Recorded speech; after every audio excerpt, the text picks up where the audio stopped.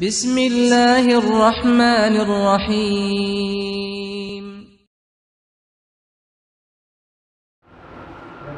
بسم اللہ الرحمن الرحیم۔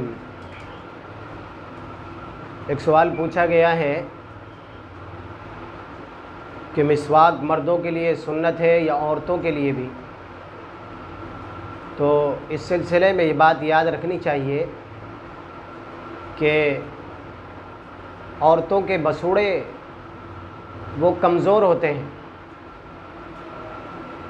اگر کمزور ہیں تو مسواک کو ہمیشہ کرنے سے عورتوں کے مسوڑے اور زیادہ کمزور ہو جائیں گے۔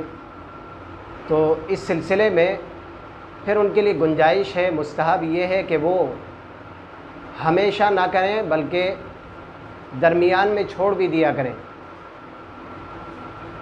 یا پھر دوسری بات یہ ہے کہ وہ کوئی ایسا منجن استعمال کر لیں جو ان کے دانتوں کو مفید ہو اور مسوڑوں کو نقصان نہ پہنچائے، تو وہ اس منجن کو دوران وضو استعمال کر لیں گی تو اس سے بھی ان کو مسواک کا ثواب مل جائے گا۔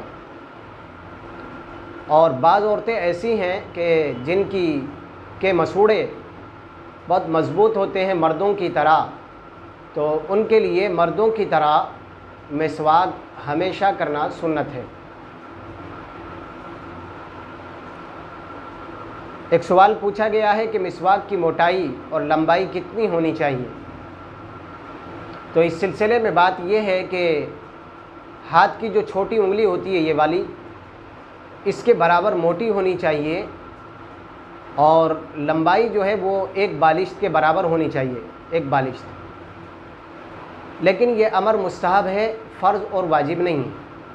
شروع میں جب مسواک لے رہے ہیں کرنے کے لیے، یعنی بالکل شروع میں ابتدا میں، تو اس وقت ایک بالشت کی ہو، اور مسواک کی موٹائی وہ چھوٹی انگلی کے بقدر ہونی چاہیے۔ ایک سوال پوچھا گیا ہے کہ مسواک نہ ہونے کی صورت میں کیا کیا جائے؟ تو اس سلسلے میں بات یہ ہے کہ اگر مسواک نہ ہو تو انگلی کا استعمال کر لیں،